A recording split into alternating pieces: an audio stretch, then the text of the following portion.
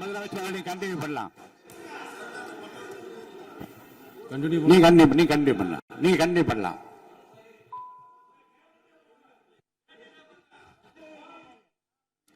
இந்த சமூக நீதி அரசுன்னு சொல்றவங்களை பார்த்து கேட்கிறேன், நம்ம பட்டியலின சகோதரர்களுக்கு எத்தனை அமைச்சர் பதவி கொடுத்தீங்கன்னு கொஞ்சம் சொல்ல முடியுமா?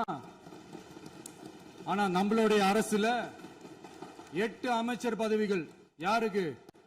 நம்ம பட்டியலின சகோதரர்களுக்கு. எல்லாம் நம்ம அண்ணன், நம்ம தம்பி, நம்ம தங்கச்சிங்க. அண்ணல் அம்பேத்கர் அவர்களுடைய கிட்டத்தட்ட 100 ஆண்டு கால கனவு இப்ப நிறைவேறி இருக்கு. நான் ஏன் கொஞ்சம் சவுண்டா பேசுறேன் அப்படின்னா அவங்களுக்கு கேட்கணுன்றதுக்காக தப்பா எடுத்துக்காது. அதே மாதிரி பெண்களோட பாதுகாவலர் நாங்க தான் அப்படின்னு சொல்லிக்கிறவங்களை கேட்கிறேன், எத்தனை பெண்களுக்கு அமைச்சர் பதவியில இடம் கொடுத்தீங்க கொஞ்சம் சொல்ல முடியுமா? எங்க அரசுல 4 சகோதரிகளுக்கு அமைச்சர் பதவி கொடுத்திருக்கிறோம்.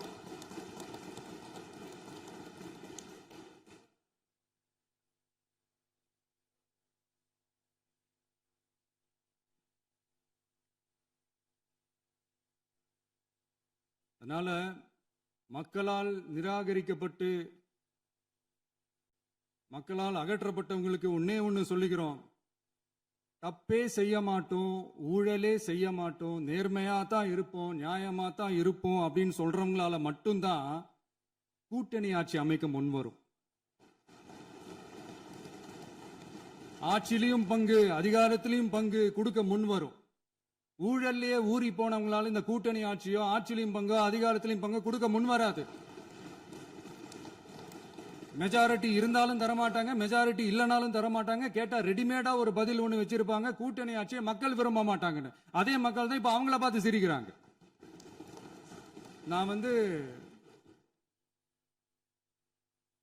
பதவியேற்ற அன்னைக்கு கொஞ்சம் டைம் அவகாசம் கேட்டேன். எதுக்கு கேட்டேன்? நிதி நிலைமைலாம் கொஞ்சம் மோசமா இருக்குது, அதெல்லாம் கொஞ்சம் சரி செஞ்சுக்கிட்டு படிப்படியா கொஞ்சம் கொஞ்சமா நான் கொடுத்த வாக்குறுதிகள்லாம் செயல்படுத்துவேன், அதுக்காக கொஞ்சம் டைம் அவகாசம் கேட்டேன். நான் ஏதோ வேற எதுக்காகவோ வேற யாருக்காகவோ ஏதோ அவகாசம் கேட்ட மாதிரி. அடுத்து இங்க சபையில இல்லாதவங்களை பத்தி பேச வேண்டாம்னு நினைக்கிறேன்.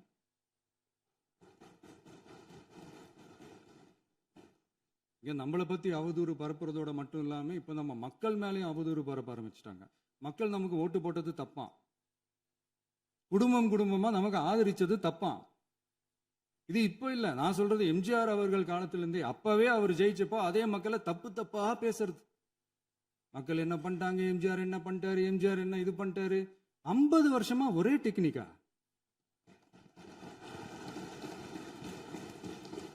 டெக்னாலஜி எல்லாம் மாறி வேற எங்கேயோ போயிட்டு இருக்கு. பஸ் இதுல கொஞ்சம் டெக்னிக்காச்சும் கொஞ்சம் மாத்தினா கொஞ்சம் நல்லா இருக்கும். அதனால மக்களுக்கு யூஸ்ஃபுல்லா இருக்கிற மாதிரி இந்த ஆக்கப்பூர்வமான கருத்துக்களோ ஆக்கப்பூர்வமான யோசனைகளோ இருந்தா சொல்லுங்க, அதை நாங்க டெஃபரெண்டா எடுத்துக்கிறோம். ஆனா அதை விட்டுட்டு இந்த நக்கல், நையாண்டி, சம்பந்தம் இல்லாத பேச்சு இதெல்லாம் பேசிட்டு அப்புறம் முதல்வர் பதில் சொல்லல, முதல்வருக்கு பதில் சொல்ல தெரியல அப்படின்னா அப்புறம் என்ன சோஃபா மாடல் ஆட்சியா? அது என்னன்னு புரியறதுக்கே எனக்கு ரொம்ப நாள் ஆச்சு. இந்த sofa set, table chair, teapoy, furniture பிசினஸ்லாம் வேற எங்க வெளியில போய் பண்ண சொல்லுங்க. அப்படி அந்த பிசினஸ் தான் பண்ணணும்னா நிறைய பிசினஸ் பண்ற மாதிரி வெளியில போய் பண்ண சொல்லுங்க, இங்க சட்டசபைக்குள்ள வேணாம். அதனால ஆக்கப்பூர்வமான கருத்துக்கள் இருந்தா சொல்லுங்க, டெஃபினட்டா அது சரியா இருந்தா நாங்க ஏத்துக்கிறோம். எனக்கு ஒரு குட்டி கதை ஒண்ணு ஞாபகம் வருது, சொல்லாமா? ஒரு ஊர்ல ஒரு பெரியவர் வெயில் ரொம்ப ஜாஸ்தியா இருக்குன்னு சொல்லிட்டு கண்ணுக்கு மேல கை வச்சுக்கிட்டு இப்படி சுத்தி முத்தி தேடிக்கிட்டு இருந்தாராம். அப்ப கூட இருந்த ஒரு சின்ன பையன் என்ன தேடுறீங்க அப்படின்னு கேட்டானா. அதுக்கு அந்த பெரியவர் சொன்னாரா, அது ஒண்ணு இல்ல தம்பி,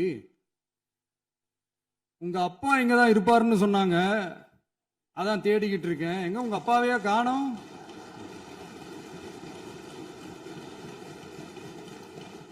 இல்ல அந்த எங்களுக்கும் நக்கலா நையாண்டியா சம்பந்தம் இல்லாத குட்டி கதை இதெல்லாம் எங்களுக்கும் பேச தெரியும். அந்த கதையில பெரியவர் அப்படி சொன்னாராம், தப்பா எடுத்துக்காதீங்க. அந்த கதையில பெரியவர் அப்படி கேட்டாராம்.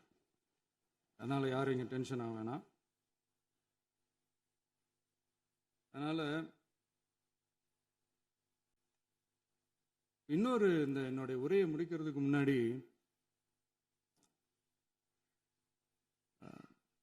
போயிட்டாங்க, பேசலாமா? நிறைய உங்க கருத்துக்களை நீங்க முழுமையாக மன நிறைவோடு பேசலாம். டிவியில் பார்க்கலாம். சரி,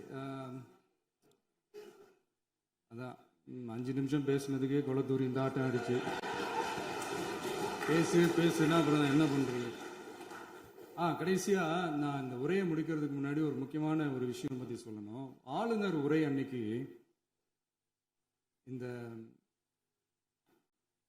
தமிழ் தாய் வாழ்த்துக்கு அப்புறம் தேசிய கீதம் பாடினது தப்பு, தேசிய கீதம் 2 முறை பாடினது தப்பு, அப்படி ஒரு நிகழ்வு இதுக்கு முன்னாடி இந்த சட்டசபையில நடந்ததே கிடையாது, அந்த மரபே மாத்திட்டீங்க, இப்படி ஒரு பெரிய ஒரு போர் மாதிரி எதிர்கட்சியை சார்ந்தவங்க எல்லாம் சொன்னாங்க இல்லையா? அந்த மாநில உரிமை போராளிகளை, அந்த மரபு காக்கிற உரிமை போராளிகளை ஒரே ஒரு கேள்விதான் கேட்கணும். 2021 ஆகஸ்ட் 2 ஞாபகம் இருக்கா? Centenary celebration of Tamil Nadu legislature. அந்த ஃபங்க்ஷன்ல நம்ம முன்னாள் முதலமைச்சர் கருணாநிதி அவர்களோட கலைஞர் அவர்களுடைய கலைஞர் அவர்களுடைய புகைப்படத்தை மாண்புமிகு குடியரசுத் தலைவர் திறந்து வைக்கிற ஒரு ஃபங்க்ஷன். அந்த ஃபங்க்ஷன்ல national anthem followed by Tamil Thai Vazhthu அப்படின்னு அறிவிச்சது ஞாபகம் இருக்கா? அதாவது தேசிய கீதத்துக்கு அப்புறமா 2வது முறையா, நோட் திஸ் பாயிண்ட் மாண்புமிகு பேரவைத் தலைவர் அவர்களே, ப்ளீஸ் நோட் திஸ் பாயிண்ட். தேசிய கீதத்துக்கு அப்புறம் 2வது முறையாக தமிழ் தாய் வாழ்த்து பாடப்படும் அப்படின்னு சொன்னது ஞாபகம் இருக்கா? அதுவும் முத்தமிழ் அறிஞர் அப்படின்னு சொல்ற நம்ம கலைஞர் அவர்களுடைய அந்த புகைப்படம் வெளியிட்டு விழாவில் அவர் இருந்த இதே சபையில தமிழ 2வது இடத்துக்கு தள்ளினது யாருன்னு ஞாபகம் இருக்கா? அது மட்டும் இல்ல, அந்த தேசிய கீதத்தை நாட்டுப்பண் நேஷனல் ஆந்தம்னு சொல்லி அதே ஃபங்க்ஷன்ல கடைசியா ஃபங்க்ஷன் முடியும் போது செகண்ட் டைம் தேசிய கீதம் பாடினதும் ஞாபகம் இருக்கா? இதே அவையில் தான், அது அவை குறிப்பிலும் இருக்கிறது, இதே அவையில் தான் நடைபெற்றது. இந்த தக்க நேரத்தில் இந்த ஆதாரங்களை அளித்த மாண்பு முதல்வர் அவர்களுக்கு நன்றியை தெரிவித்துக் கொள்கிறேன். டவுட் இருந்தா இந்த புக்கை பார்த்து தெரிஞ்சுக்கலாம். அதனால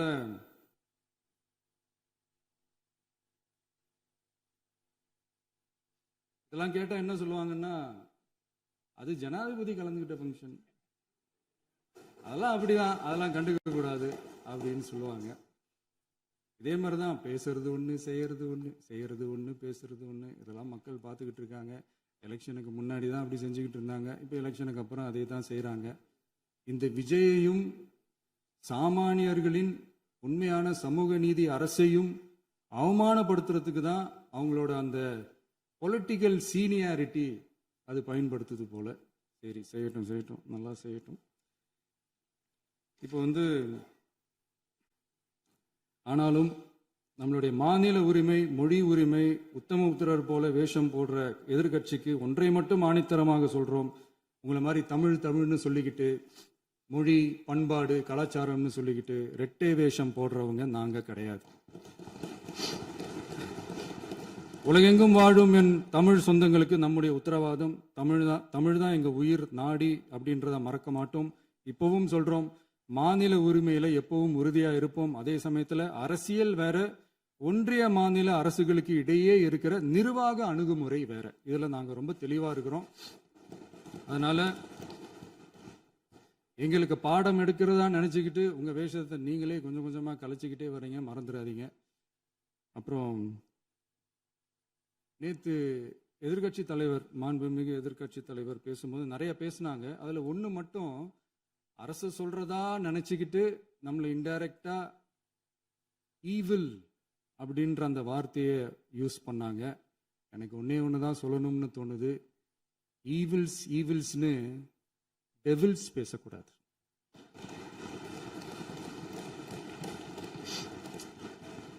அவங்க இருந்திருந்தா ஒரு ஆக்ஷன் பண்ணணும்னு எனக்கு தோணுச்சு. எல்லாரும் போயிட்டாங்க. இல்ல With your இப்போ- permission இப்போ- இப்போ- பண்ணலாமா? இப்பவும் பண்ணலாம், ஒண்ணும் தப்பு இல்ல.